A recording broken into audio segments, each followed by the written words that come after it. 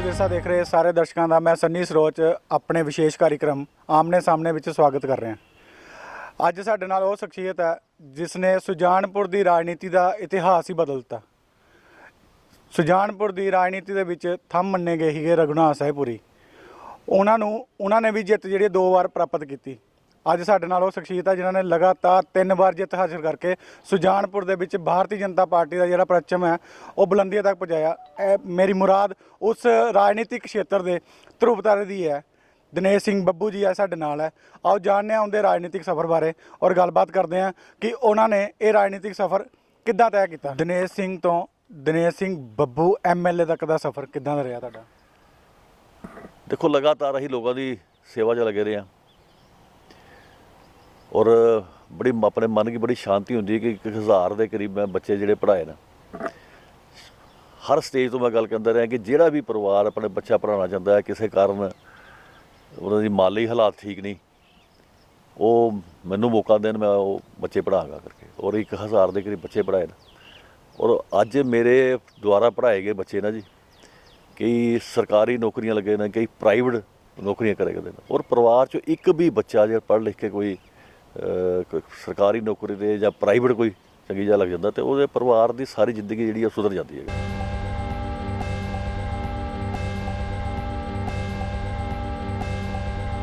2007 ਦੇ ਵਿੱਚ ਜਦੋਂ ਤੁਸੀਂ ਪਹਿਲੀ ਵਾਰ ਇਲੈਕਸ਼ਨ ਲੜੇ ਹੋ उस टाइम के उत्ते किहड़ी मुश्किलों का विशेष सामना करना पिया तुहानूं? देखो जो पहला चुनाव लड़िया वो कांग्रेस का सुजानपुर गढ़ रहा और बड़े घट मार्जिन में जितया 284 वोटां सी 82 वोटां नाल जितया मैं करके उसलिए थोड़ा मुश्किल इलैक्शन लगता है।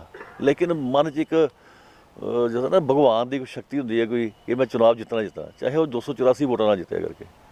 उस तो बाद 24,000 नाल जितया दूसरा चुनाव।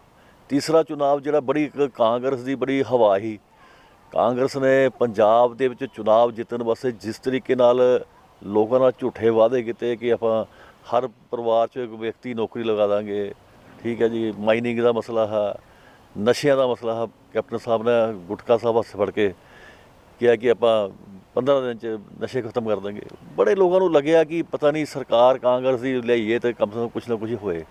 किसानी करजे की गल ही 90,000 करोड़ रुपये की करजे कहते कर्जा माफ़ कर देंगे, कुछ नहीं हुआ। उसलिए बड़ी हवा आई कांग्रेस। लेकिन उसके बावजूद भी मैं 19,000 वोटां नाल सुजानपुर तो भारतीय जनता पार्टी जीती है उस करके। और अज देखो तुसीं सुजानपुर च मैनूं तुसीं कोई एक काम दस दो 4 साल च कोई एक उपलब्धि मैं गिना के दसना। कॉलेज बनया जी, न्याड़ी ITI कॉलेज है जी, तहसील कंपलैक्स है जी, स्टेडियम बनया जी, कृषि विज्ञान केंद्र बनया, लीची जोन बनया, ਜਿਹੜੇ बड़े बड़े काम कोई 4 साल च एक काम मैनू गिना के दस दो कि सुजानपुर च कांग्रेस द्वारा ये काम किया गया है। उद्घाटन किया न्याड़ी कॉलेज दूजी बार उद्घाटन किया, बराज का उद्घाटन पहले 2 बारी होया वो भी कैप्टन साहब करके गए, मुड़ के करके गए। और कोई काम दस दो सुजानपुर च भी ये काम आप कांग्रेस ने किया है। और वो नाल जो डिवेलपमेंट की गल है जिन्ने भी पैसे पंचायतों च अज लगे करते हैं जी वो सारे पैसे ने सेंट्रल गौरमेंट के पैसे, चाहे वो मनरेगा के होण, चाहे वो 14 बित के होण, 15 बित के होण। उस तो बाद जो अज स्मार्ट कार्ड बंटे करते हैं, देखो कितनी हैरानगी की गल है। मेरे द्वारा ही बनाए गए कार्ड 29,000 कार्ड बने पहले मेरे टाइम जेडे बादल साहब की फोटो लगी थी। अज फोटो चेंज करके कैप्टन साहब की करती है वो स्मार्ट कार्ड बन गए। पार्टी अकाली दल तो अलग होकर इलैक्शन लड़े करती है, तुसीं की सोचते हो कि कितनियां सीटां दे उत्ते भारतीय जनता पार्टी अपने उम्मीदवार खिलारन की क्षमता रखती?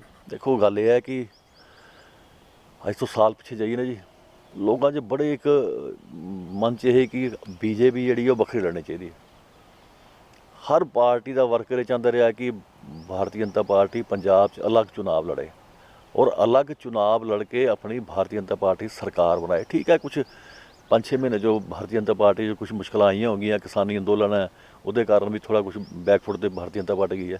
लेकिन आने वाले समय तुसीं देख लियो कि भारतीय जनता पार्टी जी 117 सीटां चुनाव लड़न जाएगी ना जी, ये थोड़ा जिहा किसानी अंदोलन थोड़ा ठीक होने दो जो लोगों को गुमराह करे करते हैं।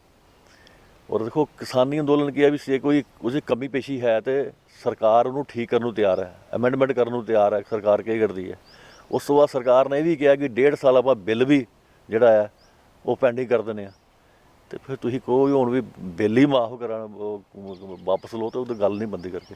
इस करके ਆਉਣ ਵਾਲੇ ਚੁਣਾਵ 'ਚ ਭਾਰਤੀ ਜਨਤਾ ਪਾਰਟੀ ਤੁਸੀਂ ਦੇਖ ਲਿਓ ਵੀ ਇਹਨੇ ਤਗੜੇ ਹੋ ਕੇ ਚੁਣਾਵ ਲੜਨਾ, ਔਰ ਦੇਖੋ ਵੀ 40-50 ਸੀਟਾਂ ਦੇ ਨਾਲ ਫਿਰ ਵੀ ਲੈ ਜਾਣੀਆਂ, ਚਾਹੇ ਜਿੰਨਾ ਮਰਜ਼ੀ ਰੌਲਾ ਹੈ ਕਰਕੇ।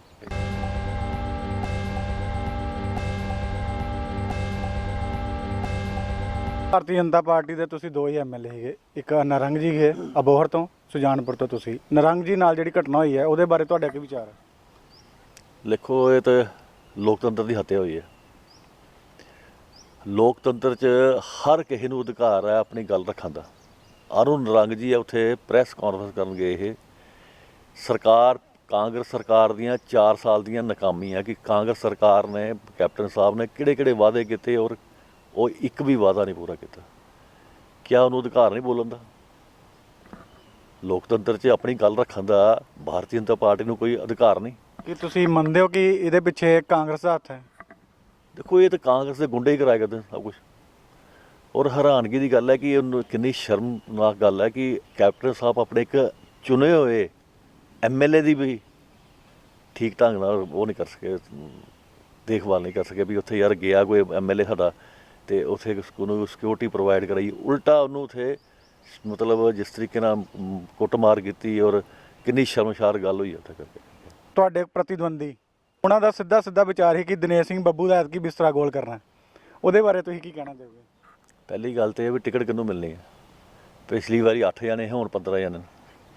ਦੂਸਰੀ ਗੱਲ ਇਹ ਹੈ ਕਿ ਬਿਸਤਰਾ ਗੋਲ ਕਰਨਾ ਲੋਕਾਂ ਨੇ, ਇਹਨਾਂ ਦੇ ਕਹਿਣ 'ਤੇ ਨਹੀਂ ਕੁਛ ਨਹੀਂ ਹੋਣਾ। ਇਹ ਤਾਂ ਪਿਛਲੀ ਵਾਰੀ 3 ਟਰਮ ਤੋਂ ਲਗਾਤਾਰ, ਪਹਿਲੀ ਵਾਰੀ ਵੀ ਕਰੇ ਕਰਦੇ ਬਿਸਤਰਾ ਗੋਲ, ਦੂਜੀ ਵਾਰੀ ਵੀ ਕਰੇ ਕਰਦੇ, ਤੀਜੀ ਵਾਰੀ ਕਦੇ। ਫਿਰ ਜਿਹੜੇ MP ਦਾ ਚੁਣਾਵ ਆਇਆ ਨਾ ਜੀ, ਉਸਲੇ ਵੀ ਕੀ ਕਰਦੇ ਵੀ ਸੱਲੋ ਜੀ ਕਾਂਗਰਸ ਇਕੱਠੀ ਹੋ ਗਈ ਜੀ, ਹੁਣ ਤੇ ਮਤਲਬ ਇੱਥੋਂ MP ਹਾਰ ਜਾਣਾ। ਔਰ ਸਭ ਤੋਂ ਵੱਧ ਵੋਟਾਂ ਨਾਲ, 32,000 ਵੋਟਾਂ ਨਾਲ ਭਾਰਤੀ ਜਨਤਾ ਪਾਰਟੀ ਸੁਜਾਨਪੁਰ 'ਚੋਂ ਜਿੱਤੀ ਹੈ ਕਰਕੇ। ਉਸਲੇ ਵੀ ਸਿਰਫ ਇਹ ਸੁਪਨੇ ਦੇਖੇ ਕਰਦੇ ਨੇ, ਕੰਮ ਦੱਸਣ ਬਣਾ ਜਿਹੜਾ ਕੀਤਾ ਇਹਨਾਂ ਕੰਮ ਕੋਈ ਇੱਕ ਕੰਮ ਗਿਣਾ ਕੇ ਦੱਸ ਦੇਣ, ਇਹ ਮੇਰੇ ਬਣਾਏ ਦੇ ਸਮਾਰਟ ਕਾਰਡ ਵੰਡੇ ਕਰਦੇ ਨੇ।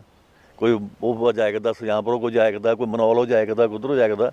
ਮੈਨੂੰ ਦੱਸਣ ਸੀ ਵੀ ਤੁਸੀਂ ਕੰਮ ਕਿਹੜਾ ਕੀਤਾ, ਕਿੰਨੇ ਕਾਰਡ ਤੁਸੀਂ ਬਣਾਏ ਨੇ, ਕਿੰਨੇ ਕੁ ਕਾਲਜ ਖੋਲ੍ਹਿਆ, ਕੋਈ ਮੈਂ ਕਾਲਜ ਬਣਾਇਆ, ਨਿਆੜੀ ITI ਕਾਲਜ ਬਣੇ ਦਾ, ਸਾਰੇ ਕੰਮ ਮੇਰੇ ਦੁਆਰਾ ਹੋਏ ਨੇ। ਕੋਈ ਤੁਸੀਂ ਪੱਤਰਕਾਰ ਮਿੱਤਰ ਕੋਈ ਦੱਸ ਦਿਓ ਵੀ ਤੁਹਾਡੇ ਧਿਆਨ 'ਚ ਕੋਈ ਸੁਜਾਨਪੁਰ 'ਚ ਕੰਮ ਹੈ। ਉਹਨਾਂ ਨੂੰ ਪੁੱਛੋ ਵੀ ਤੁਸੀਂ ਦੱਸੋ ਵੀ 4 ਸਾਲ 'ਚ ਮੈਂ ਦੱਸਣਾ ਮੈਂ ਕਿਹੜੇ ਕੰਮ ਕਰਾਏ ਨੇ, ਮੈਂ ਗਿਣਤੀ ਕਰਾਇਆ ਕਰਨਾ ਕੰਮਾਂ ਦੀ। ਤੁਸੀਂ ਮੈਨੂੰ ਪੱਤਰਕਾਰ ਉਹਨਾਂ ਨੂੰ ਪੁੱਛੋ ਵੀ ਤੁਸੀਂ 4 ਸਾਲ 'ਚ ਇੱਕ ਕੰਮ ਦੱਸ ਦਿਓ ਜਿਹੜਾ 4 ਸਾਲ 'ਚ ਕਰਾਇਆ ਨੇ। ਹਾਂ, ਇੱਕ ਕੰਮ ਕੀਤਾ ਇਹਨਾਂ ਨੇ, ਜਿਸਲੇ ਪਹਿਲੇ 6-7 ਕੈਂਡੀਡੇਟ ਹੁਣ 15-16 ਕਰਤੇ ਨੇ ਕਰਕੇ। ਅਤੇ ਚਲੋ ਇਹ ਹੈ ਕਿ ਲੋਕਾਂ ਨੂੰ ਉਮੀਦ ਹੀ ਵੀ ਸਰਕਾਰ ਬਣੀ ਹੈ ਅਤੇ ਕੰਮ ਕਾਂਗਰਸ ਦੇ ਲੋਕਾਂ ਨੂੰ ਕੰਮ ਕਰਾਉਣੇ ਚਾਹੀਦੇ ਇਹ ਕਰਕੇ, ਕਿਸੇ ਇੱਕ ਨੂੰ ਕਿਸੇ ਨੂੰ ਅੱਗੇ ਕਰਨ ਦੇ। ਹੁਣ ਇਹ ਕਿ ਹੈਗਾ ਇੱਕ ਤਾਂ ਰਿਹਾ ਨਹੀਂ, 15 ਬੰਦੇ ਹੋ ਗਏ ਨੇ, ਪਤਾ ਨਹੀਂ ਲੱਗਿਆ ਕਰਦਾ ਵੀ ਕੌਣ ਕਿਹਦੇ ਕੋਲ ਜਾਣਾ। ਕੋਈ ਲੋਕੀ ਕੋਈ ਚੈੱਕ ਆਉਂਦਾ, ਕੋਈ 10-20 ਹਜ਼ਾਰ ਰੁਪਏ ਦਾ, ਕੋਈ ਮੰਟੂ ਕੋਲ ਚੱਲ ਜਾਂਦਾ, ਕੋਈ ਬਹਾਨੂ ਕੋਲ ਚੱਲ ਜਾਂਦਾ, ਕੋਈ ਨਰੇਸ਼ ਕੋਲ ਜਾਂਦਾ, ਕੋਈ ਵੀ ਪਤਾ ਨਹੀਂ ਲੱਗਦਾ ਚੈੱਕ ਕਿਹਦੇ ਕੋਲ ਲੈਣਾ, ਪਤਾ ਹੀ ਕੁਛ ਨਹੀਂ। ਇਸ ਕਰਕੇ ਕਮ ਸੇ ਕਮ ਕੰਮ ਹੋਣੇ ਚਾਹੀਦੇ। ਦਿਨੇਸ਼ ਸਿੰਘ ਬੱਬੂ ਦੇਖਣ ਨੂੰ ਤਾਂ ਸਧਾਰਨ ਜਿਹੇ ਵਿਅਕਤੀ ਦਿਸਦੇ ਹੈ, ਪਰ ਰਾਜਨੀਤੀ ਦੇ ਇੰਨੇ ਸੁਲਝੇ ਹੋਏ ਵਿਅਕਤੀ ਹੈ ਕਿ 2007 ਦੇ ਵਿੱਚ ਪਹਿਲੀ ਵਾਰ MLA ਬਣੇ ਔਰ ਨਗਰ ਕੌਂਸਲ ਸੁਜਾਨਪੁਰ ਦੇ ਵਿੱਚ ਪ੍ਰੋਪਰ ਮੈਜੋਰਟੀ ਨਾ ਹੋਣ ਕਰਕੇ ਵੀ ਭਾਰਤੀ ਜਨਤਾ ਪਾਰਟੀ ਦੀ ਕਮੇਟੀ ਬਣਾਈ ਔਰ ਰਾਜ ਕੁਮਾਰ ਗੁਪਤਾ ਬਿੱਟੂ ਪ੍ਰਧਾਨ ਉਸਦੇ ਪ੍ਰਧਾਨ ਬਣੇ। ਹੁਣ ਵੀ ਕੁਝ ਇਦਾਂ ਦੇ ਸਮੀਕਰਨ ਦੇਖਣ ਨੂੰ ਮਿਲੇ ਕਰਦੇ ਆ। ਆਓ ਜਾਣਨ ਦੀ ਕੋਸ਼ਿਸ਼ ਕਰਨੇ ਆ ਦਿਨੇਸ਼ ਸਿੰਘ ਬੱਬੂ ਜੀ ਤੋਂ ਕਿ ਹੁਣ ਵੀ ਉਹ ਇਦਾਂ ਦੀ ਕੋਈ ਰਾਜਨੀਤੀ ਦਾ ਚਮਤਕਾਰ ਕਰਕੇ ਮੁੜ ਕੇ ਸੁਜਾਨਪੁਰ ਦੇ ਵਿੱਚ ਭਾਰਤੀ ਜਨਤਾ ਪਾਰਟੀ ਦੀ ਜਿਹੜੀ ਹੈ ਨਗਰ ਕੌਂਸਲ ਦੇ ਅਧਿਕਸ਼ ਬਣਾਉਣ ਜਾ ਰਹੇ।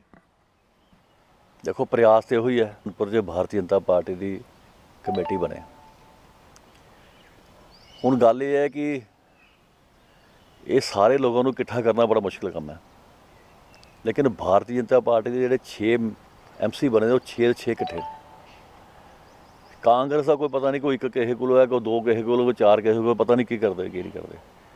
ਲੇਕਿਨ ਆਪਣੇ ਜਿਹੜੇ 6 ਲੋਕ ਨੇ ਸਾਰੇ ਇਕੱਠੇ ਨੇ। ਜੋ ਪਾਰਟੀ ਦਾ ਫੈਸਲਾ ਆਏਗਾ, ਜੇ ਸਾਨੂੰ ਇਹ ਗੱਲ ਲੱਗੇਗੀ ਕਿ ਅਸੀਂ ਭਾਰਤੀ ਜਨਤਾ ਪਾਰਟੀ ਕਮੇਟੀ ਬਣਾ ਸਕਦੇ ਤਾਂ ਅਸੀਂ ਆਪਣਾ ਦਾਅਵਾ ਜ਼ਰੂਰ ਠੋਕਾਂਗੇ।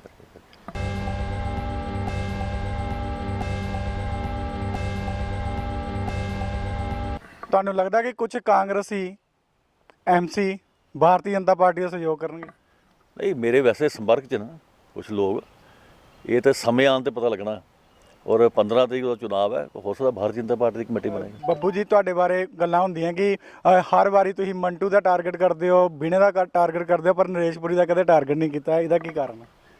नहीं टारगेट कहते वास्ते करना मैं ਰਾਜਨੀਤਿਕ ਖੇਤਰ देखो नरेश पुरी को MLA थोड़े बन गया जो मैं टारगेट करना मंटू इलैक्शन लड़िया उन्होंने मैं टारगेट करना बिना इलैक्शन लड़िया उन्होंने मैं टारगेट करना और मैं जो इलैक्शन ही नहीं चुनाव ही नहीं लड़िया आज़ाद लड़िया कोई पार्टी चुनाव थोड़ा लड़िया करके इस करके मैं कोई परसनल अटैक किसी भी नहीं करता मैं तो ਕੰਮਾਂ ਦੀ ਗੱਲ ਕਰਨਾ कि मैं ये 10 साल 'ਚ ਇਹ ਕੰਮ ਕੀਤੇ ਤੁਸੀਂ ਦੱਸ ਦਿਓ 4 ਸਾਲ 'ਚ ਕਿੰਨੇ ਕੰਮ ਕੀਤੇ ਨੇ ਫੈਸਲਾ ਲੋਕ ਕਰਨਗੇ ਕਿ ਕਿਹਦਾ ਬਿਸਤਰਾ ਹੋਣਾ ਕਿਹਦਾ ਨਹੀਂ ਹੋਣਾ ਕਰਕੇ ਉਹ ਤਾਂ ਮਤਲਬ ਪਹਿਲੇ 3 ਵਾਰੀ ਮੈਂ ਜਿੱਤਿਆ ਹਰ ਵਾਰੀ ਇਹੋ ਕਹਿੰਦੇ ਪਿਛਲੀ ਵਾਰੀ ਵੀ ਕਹਿੰਦੇ ਗਿਆ ਬੱਬੂ ਲੇਕਿਨ ਲੋਕਾਂ ਨੇ 19000 ਵੋਟਾਂ ਨਾਲ ਜਿਤਾਇਆ ਥੋੜੀ 19000 ਵੋਟਾਂ ਥੋੜੀ ਹੁੰਦੀਆਂ ਕਰਕੇ ਠੀਕ ਸੁਜਾਨਪੁਰ ਦੀਆਂ ਕੁਝ ਇੱਕ ਮੂਲਭੂਤ ਸੁਵਿਧਾਵਾਂ ਜਿਹੜੀਆਂ ਨੂੰ ਲੈ ਕੇ ਲੋਕਾਂ ਦੇ ਵਿੱਚ ਤੁਹਾਡੇ ਪ੍ਰਤੀ ਰੋਸ਼ ਰਹਿੰਦਾ ਉਹਦੇ ਵਿੱਚ ਇੱਕ ਤਾਂ ਸੀਵਰੇਜ ਹੈ ਦੂਸਰਾ ਬੱਸ ਸਟੈਂਡ ਹੈ ਔਰ ਤੀਸਰਾ ਉੱਥੋਂ ਦੀ ਜਿਹੜੀ ਰੋਡ ਹੈ ਪਾਰਕ ਵਾਲੀ ਰੋਡ ਉਹ ਟੁੱਟੀ ਹੋਣ ਕਰਕੇ ਉਹਦੀ ਸਮੱਸਿਆ ਜਿਹੜੀ ਲੋਕੀ ਬਾਰ-ਬਾਰ ਕਹਿੰਦੇ ਆ ਬੱਬੂ ਜੀ ਇਹਦੇ ਵੱਲ ਧਿਆਨ ਨਹੀਂ ਦਿੰਦਾ ਮੈਂ ਉਹਦੇ ਬਾਰੇ ਕੁਝ ਪੁੱਛਣਾ ਚਾਹੁੰਦਾ ਕਿ ਸੁਜਾਨਪੁਰ ਦੀ ਜਨਤਾ ਦਾ ਰੋਸ਼ ਕਿਉਂ ਹੈ ਇਹ ਤੁਹਾਡੀ ਗੱਲ ਬਿਲਕੁਲ ਠੀਕ ਹੈ ਕਿ ਸੀਵਰੇਜ ਵੀ ਪੈਣਾ ਚਾਹੀਦਾ ਬੱਸ ਸਟੈਂਡ ਵੀ ਬਣਨਾ ਚਾਹੀਦਾ ਪਰ ਪਿਛਲੇ 50 ਸਾਲ ਤੋਂ ਰਾਜ ਸਰਕਾਰ ਜਿਹੜੀ ਕਾਂਗਰਸ ਦੀ ਰਹੀ ਹੈ ਇੱਕ ਵਾਰੀ 7 ਵਾਰ ਸੈਣੀ ਬਣੇ ਤੇ 3 ਵਾਰੀ ਮੈਂ ਬਣਿਆ ਹੁਣ ਤੇ ਆਪਣੀ ਸਰਕਾਰ ਨਹੀਂ ਲੇਕਿਨ ਜਿਹੜਾ ਕਾਲਜ ਬਣਿਆ ਉਹਦੇ ਕਿੰਨੀ ਵਾਰੀ ਉਦਘਾਟਨ ਹੋਇਆ ਤੁਹਾਡੇ ਸਾਹਮਣੇ 2 ਵਾਰੀ ਉਦਘਾਟਨ ਹੋਇਆ ਲੇਕਿਨ ਕਾਲਜ ਭਾਰਤੀ ਜਨਤਾ ਪਾਰਟੀ ਦੇ ਟਾਈਮ ਬਣਿਆ ਕਰਕੇ ਤੇ ਜੇ ਕੋਈ ਸੀਵਰੇਜ ਦਾ ਕੰਮ ਰਹਿ ਗਿਆ ਤੇ ਉਹ ਭਾਰਤੀ ਜਨਤਾ ਪਾਰਟੀ ਨੇ ਹੀ ਕਰਨਾ ਕਾਂਗਰਸ ਨੇ ਨਹੀਂ ਕਰਨਾ ਤੁਸੀਂ ਮੇਰੇ ਕੋਲ ਇਸ ਗੱਲ ਦਾ ਵਿਸ਼ਵਾਸ ਕਰੋ ਔਰ ਲੋਕਾਂ ਨੂੰ ਇਹ ਗੱਲ ਦਾ ਪਤਾ ਕਿ ਜਿਸਲੇ ਸਰਕਾਰ ਅਗਲੀ ਆਈ ਭਾਰਤੀ ਜਨਤਾ ਪਾਰਟੀ ਦੀ ਤੇ ਬੱਬੂ ਨੇ ਹੀ ਇਹ ਸੀਵਰੇਜ ਦਾ ਕੰਮ ਕਰਾਉਣਾ ਕਿਸੇ ਹੋਰ ਨਾਲ ਨਹੀਂ ਕਰਾਉਣਾ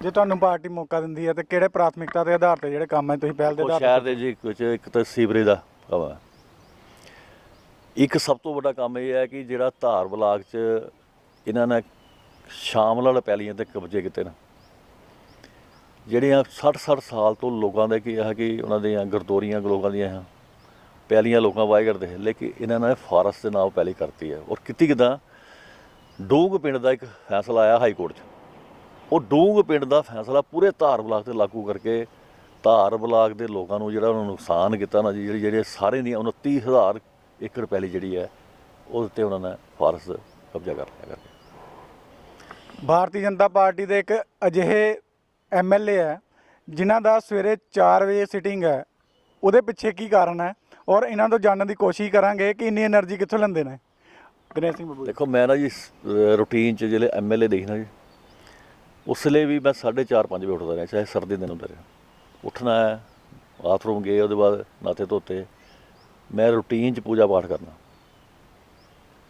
ਕਦੀ ਅਜੇ ਤੱਕ ਮੈਂ ਬਾਹਰ ਹੋਏ ਤਾਂ ਗੱਲ ਵੱਖਰੀ ਆ ਘਰ ਆਵਾਂ ਤਾਂ ਮੈਂ ਕਦੀ ਨਹੀਂ ਹੋ ਸਕਦਾ ਕਿ ਮੈਂ ਪੂਜਾ ਪਾਠ ਕੀਤੇ ਬਗੈਰ ਬਾਹਰ ਆ ਪੂਜਾ ਪਾਠ ਕਰਕੇ ਬਾਹਰ ਬੈਠਣਾ ਔਰ ਪਿੰਡਾਂ ਦਾ ਇਲਾਕਾ ਲੋਕੀ 6:30 ਵਜੇ 5 ਵਜੇ ਆਉਣਾ ਸ਼ੁਰੂ ਹੋ ਜਾਂਦੇ ਨੇ ਅਤੇ ਸਾਰੇ ਸੁਣਨਾ ਜੀ ਜਿਹੜਾ ਆਉਂਦਾ ਉਹਦਾ ਕੰਮ ਵੀ ਕਰਨਾ ਕਰਕੇ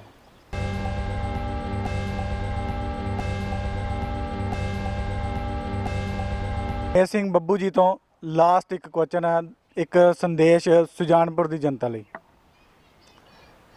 ਸੁਜਾਨਪੁਰ ਦੀ ਜਨਤਾ ਇਸ ਵਾਰ ਜਿਸ ਤਰੀਕੇ ਨਾਲ ਪਿਛਲੀ ਵਾਰੀ ਵੋਟਾਂ ਸੋਚ ਸਮਝ ਕੇ ਪਾਈਆਂ ਉਹਨਾਂ ਨੇ ਇਸ ਵਾਰੀ ਵੀ ਸੋਚ ਸਮਝ ਕੇ ਪਾਉਣ ਫਿਰ ਤੋਂ ਝੂਠੇ ਵਾਅਦਿਆਂ 'ਚ ਨਾ ਉਹਨਾਂ ਦੇ ਝੂਠੇ ਵਾਅਦਿਆਂ 'ਚ ਆਉਣ ਔਰ ਪਿਛਲੀ ਵਾਰ ਜਿਸ ਤਰੀਕੇ ਨਾਲ ਕੈਪਟਨ ਸਾਹਿਬ ਨੇ ਇੱਕ ਵੱਡਾ ਜਿਹਾ ਹੋਰਡਿੰਗ ਲੱਗੇ ਦਾ ਹੁੰਦਾ ਰਿਹਾ ਚਾਹੁੰਦਾ ਜਾਂ ਪੰਜਾਬ ਕੈਪਟਨ ਸਰਕਾਰ ਅਤੇ ਉਹਦੇ ਬਾਅਦ ਦੇਖੋ ਨਾ ਕੀ ਹੈ ਵੀ ਉਹਦੇ ਬਾਅਦ ਜਿਹੜੇ ਉਹਨਾਂ ਨੇ ਉਸ ਵੇਲੇ ਲੋਕਾਂ ਨਾਲ ਵਾਅਦੇ ਕੀਤੇ ਜਿੱਦਾਂ ਕੋਈ ਨੌਜਵਾਨਾਂ ਨੂੰ ਨੌਕਰੀਆਂ ਦੇਣੀਆਂ ਕਿਸਾਨਾਂ ਦਾ 90,000 ਕਰੋੜ ਰੁਪਏ ਕਰਜ਼ਾ ਮਾਫ ਕਰਨਾ ਡਰੱਗਸ ਦਾ ਜਿਹੜਾ ਉਸ ਮਾਈਨਿੰਗ ਦਾ ਕੋਈ ਇੱਕ ਇਸ਼ੂ ਉਹਨਾਂ ਨੇ ਮਸਲਾ ਹੱਲ ਨਹੀਂ ਕੀਤਾ ਔਰ ਫਿਰ ਤੋਂ ਇਹਨਾਂ ਨੇ ਝੂਠੇ ਵਾਅਦੇ ਲੋਕਾਂ ਨੂੰ ਕਰਨੇ ਨੇ ਲੋਕ ਇਹਨਾਂ ਨੂੰ ਪੁੱਛਣ ਜਿਹੜੇ ਪਿੱਛੇ ਇਹਨਾਂ ਨੇ ਵਾਅਦੇ ਕੀਤੇ ਸੀ ਉਹ ਪੂਰੇ ਕਰਤੇ ਨੇ ਫਿਰ ਲੋਕਾਂ ਕੋਲੋਂ ਵੋਟਾਂ ਮੰਗਣ ਜਾਣ ਔਰ ਖ਼ਾਸ ਕਰਕੇ ਸੁਜਾਨਪੁਰ 'ਚ ਲੋਕਾਂ ਨੂੰ ਪਤਾ ਹੈ ਕਿ ਕਿਹੜੀ ਪਾਰਟੀ ਨੇ 10 ਸਾਲ 'ਚ ਕਿੰਨੇ ਕੰਮ ਕੀਤੇ ਔਰ ਕਿਹੜੇ ਕੰਮ ਕੀਤੇ ਨੇ ਕਰਕੇ